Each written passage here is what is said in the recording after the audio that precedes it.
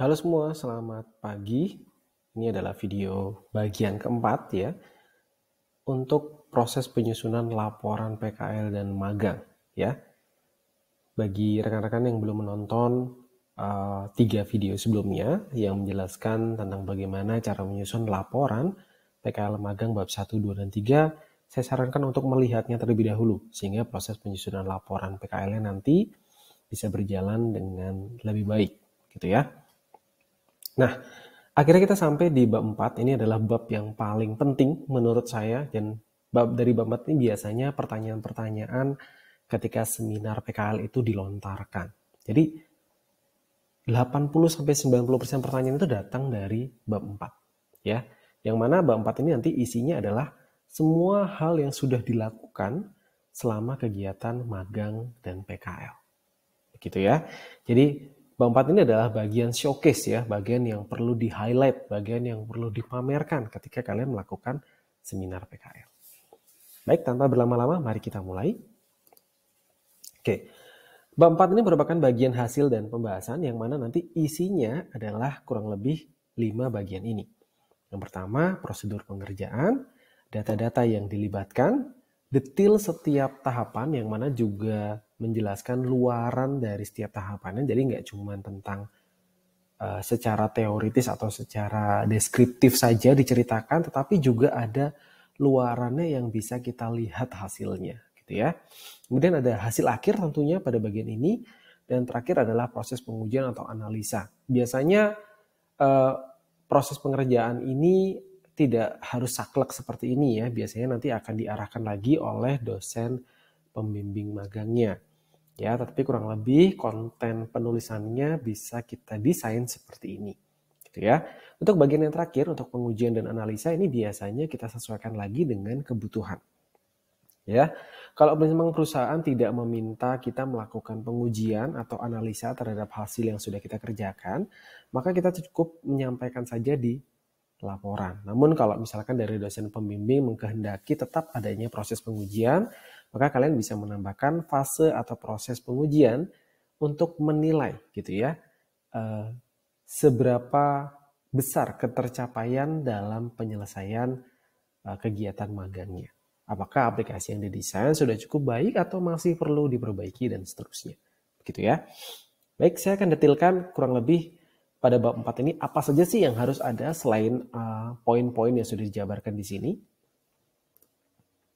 Oke, biasanya ketika saya mendesain hasil dan pembahasan itu saya meminta mahasiswa untuk memilih dulu ya metode pengerjaan kegiatan magangnya, metode pengerjaan fitur atau aplikasinya. Gitu ya.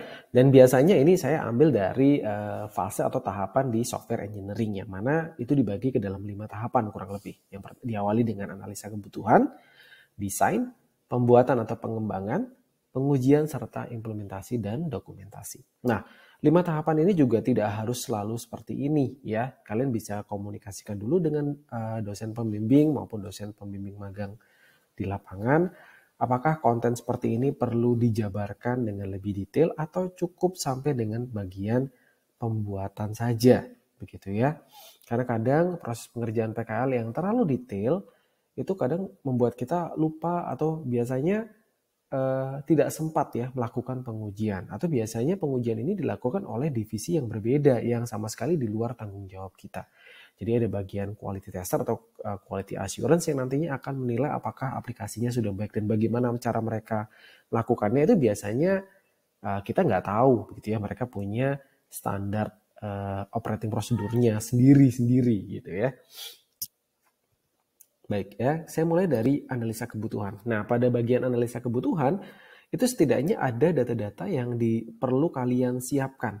Data-data seperti apa sih? Data-data ini saya bagi 3 biasanya, kebutuhan data pengguna, kebutuhan data dokumen yang nantinya akan dilibatkan sebagai bagian dari aplikasi, serta teknologi yang dibutuhkan. Jadi pada analisa kebutuhan ini kita mencoba menganalisa kebutuhan sistem atau kebutuhan yang perlu disiapkan ya sebelum kita terjun untuk mendevelop solusinya. Begitu ya. Misalkan untuk mendesain database pengguna kita perlu tahu ya form bagaimana data itu disimpan sebelumnya. Misalkan ternyata data pengguna yang dibutuhkan itu tidak perlu nomor telepon ya, karena di sana memang misalkan kontaknya hanya menggunakan email, berarti field nomor telepon bisa kita hapuskan ya. Kemudian contoh yang lain misalkan penggunanya siapa aja gitu ya. Sebelum mendesain aplikasi kita perlu tahu ini aplikasi ditujukan untuk siapa. Kalau misalkan untuk user berarti kita perlu ada front end gitu ya. Tapi kalau misalkan hanya digunakan oleh admin saja, maka kita tidak perlu membuat versi front end untuk user ya gitu ya. Untuk usernya cukup back end-nya saja ya, untuk versi back end yang mana nantinya front end-nya difokuskan untuk pengguna admin saja. Misalkan seperti itu. Oke. Kemudian jangan lupa untuk menjabarkan teknologi apa saja yang diperlukan begitu ya. Kalau misalkan teknologinya membutuhkan third party misalkan yang memudahkan aplikasi bisa bekerja, ya kenapa nggak dijelaskan gitu ya, cara kerjanya bagaimana, kebutuhannya apa. Jadi pada bagian analisa kebutuhan, setidaknya ada 3 yang perlu disiapkan ya. Jadi masalah untuk pengembangan software, hardware, dan brainware-nya juga perlu bisa kita jabarkan, data, dokumen, data pengguna, dan teknologi yang dipakai. Kemudian untuk fase berikutnya, untuk desain ini ada kaitannya dengan analisa kebutuhan. Jadi mereka tidak berdiri sendiri ya. Desain ini dilakukan berdasarkan kebutuhan. Kalau kebutuhannya itu meminta sebuah halaman front end, maka kita perlu mendesain mockup front end-nya pula. Begitu ya. Kalau misalkan desain sistemnya menghendaki ada proses validasi, maka desain sistemnya juga harusnya melibatkan proses validasi.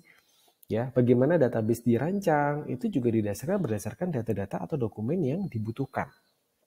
Jangan sampai kebutuhan datanya itu ada nilai kuis kecil, nilai kuis besar, dan UAS, tetapi di database-nya nggak ada, gitu ya. Cuman ada field nilai, yang mana itu disamaratakan antara nilai KK, KB, dan UAS-nya. Itu kan tidak tepat ya. Jadi desain ini didasarkan dari analisa kebutuhan sebelumnya, sehingga harapannya proses desain yang dikerjakan itu benar-benar sesuai dengan kebutuhan yang dikehendaki oleh perusahaan. Begitu ya. Jadi bagian desain ini bisa melibatkan banyak hal ya, mulai dari desain sistem, mockup, prototype, rancangan database, rancangan fitur, fungsi, API, service gitu ya, rancangan UI UX ya, logo kalau misalkan diminta untuk membuat logo misalkan ya, desain pengujian itu juga perlu disajikan. Desain pengujian ini seperti apa? Biasanya ini adalah pengujian fitur gitu ya. Misalkan bagaimana reaksi aplikasi ketika diakses tanpa menggunakan internet misalkan. Apakah fine-fine saja atau tidak fine-fine saja. Bagaimana aplikasi dijalankan pada platform yang berbeda. Misalkan Windows 10 versi 10.1 dengan versi 10.10, apakah ada perbedaan? Jangan-jangan ada bug yang muncul yang tidak diketahui oleh kita. Ya, jadi ada desain pengujiannya juga. Jadi pada bagian ini adalah bagian yang nanti akan menjadi dasar bagaimana kita lanjut kepada tahap berikutnya. Jadi 5 tahapan yang saya tuliskan di sana itu saling berkaitan satu sama lain dan tidak pernah berdiri sendiri, gitu ya. Oke. Tahapan pembuatan dan pengembangan ini tahapan yang paling penting. Di sini kalian akan menjabarkan apa yang sudah didesain. Jadi kalau misalkan tadi sudah desain front end halaman websitenya, ya sekarang bentuk realnya kayak gimana itu ditampilkan di sini. Gitu ya. Kalau misalkan desain fitur fungsi gitu, fungsinya pseudocode-nya ya perlu dijabarkan gitu ya. Kira-kira bentuk codingnya seperti apa, begitu ya.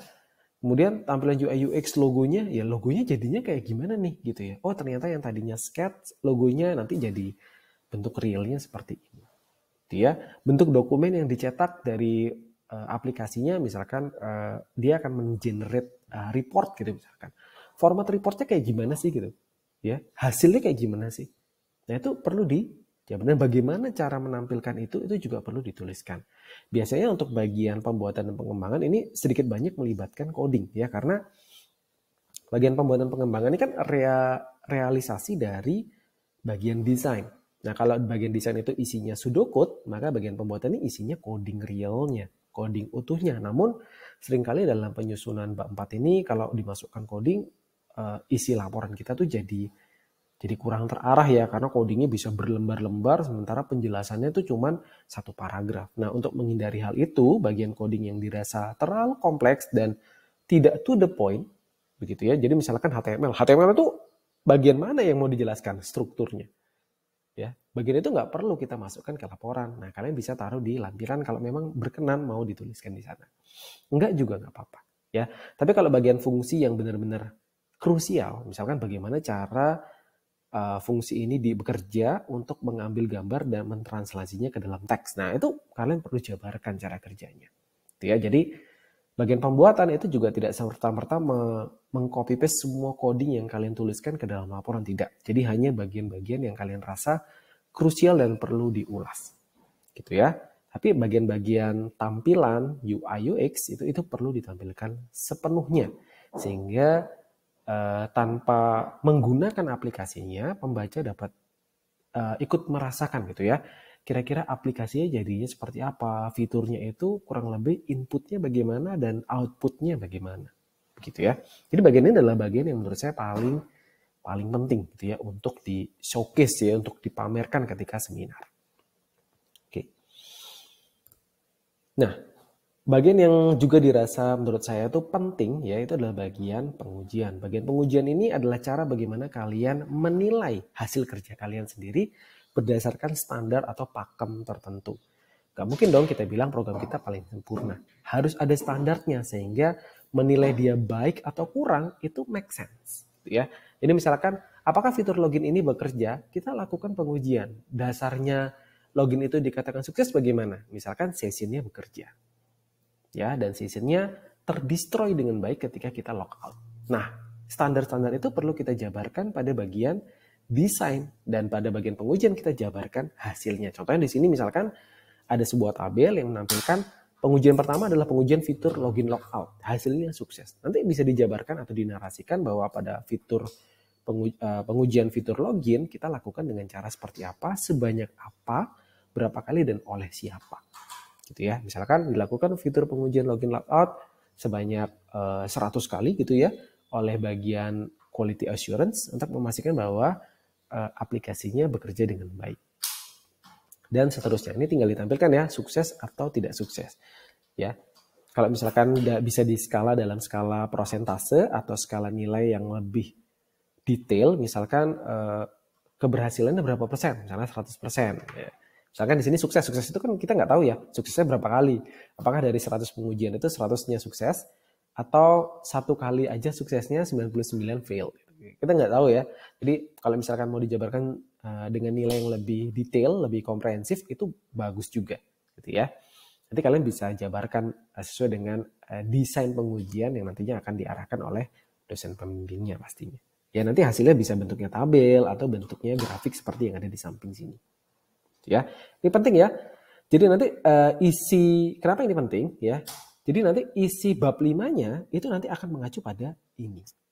Dari hasil pengujian kita bisa mengambil kesimpulan. Jadi misalkan kita bisa merata-rata nilai kualitatif yang kita dapatkan. Ya. Dari hasil pengujian didapatkan nilai 98% prosesnya berjalan dengan baik. Misalnya kayak gitu. Atau fiturnya bekerja dengan baik sesuai dengan kriteria dan standar yang sudah ditentukan oleh perusahaan. Jadi kita nggak perlu bingung lagi ketika menuliskan bab 5-nya. Gampang ya. Jadi bab 4 ini kalau misalkan kita kerjakan dengan baik, bab 5-nya kita hanya tinggal melaporkannya saja. Ya, dari mana atau apa yang perlu kita laporkan? Pengujiannya. Ya. Bagian pembuatan atau bagian fase sebelumnya itu menjelaskan apa saja yang sudah dibuat. Tetapi kita nggak tahu nih, ya, apakah yang dibuat itu sudah baik atau benar. Ya, semua itu hanya kelihatan pada bagian pengujian. Gitu ya. Oke, yang terakhir kali adalah bagian implementasi dan dokumentasi. Ini biasanya bentuknya narasi, ya, dan kalau misalkan ada sesuatu atau ada temuan di lapangan ketika dia diimplementasi, itu perlu dijabarkan di sini. Dokumentasi dalam bentuk foto atau dokumen-dokumen tertentu yang menjelaskan bahwa aplikasi yang kalian buat itu akan diuji cobakan, itu bisa juga disampaikan di sini. Misalkan pada bagian implementasi, kalian akan menuliskan bahwa aplikasi ini akan melewati masa percobaan dari periode sekian sampai periode sekian. Kemudian pada masa pengujian ditemukan bahwa sistem tidak bekerja dengan baik pada platform tertentu, masih ada bug yang nantinya akan diperbaiki ya. Nah, bagian implementasi dan dokumentasi juga bisa menjadi dasar penulisan saran di bab 5 gitu. Jadi kalau misalkan ditemukan bug yang ternyata dalam proses pengembangannya masih belum bisa diperbaiki karena satu dan lain hal, pada bagian saran itu bisa kita tuliskan kurang lebih kira-kira solusinya kayak gimana sih gitu. Atau kalau misalkan masih nggak yakin, kalian bisa menuliskan masih ditemukan kesalahan yang diharapkan bisa diperbaiki dengan metode yang lebih baik, misalkan seperti itu ya. Jadi kurang lebih kontennya itu ya. Untuk bab 4 ini penting, jadi pikir saya tempat kalian memamerkan hasil pekerjaan itu di bab 4. Dan kurang lebih 70% materi presentasi seminar itu harusnya berkaitan dengan hasil, yang mana itu dituliskan di bab 4. Gitu ya. Jadi seperti biasa, kalau misalkan masih ada pertanyaan, silahkan dituliskan di kolom komentar, nanti akan saya bahas di sana. Karena harapannya pertanyaan-pertanyaan kalian bisa menjadi FAQ ya buat rekan-rekan yang lain, sehingga tidak perlu menanyakan hal yang sama berulang kali. Gitu ya. Sampai di sini untuk video bagian yang keempat. Sampai ketemu di video selanjutnya. Terima kasih.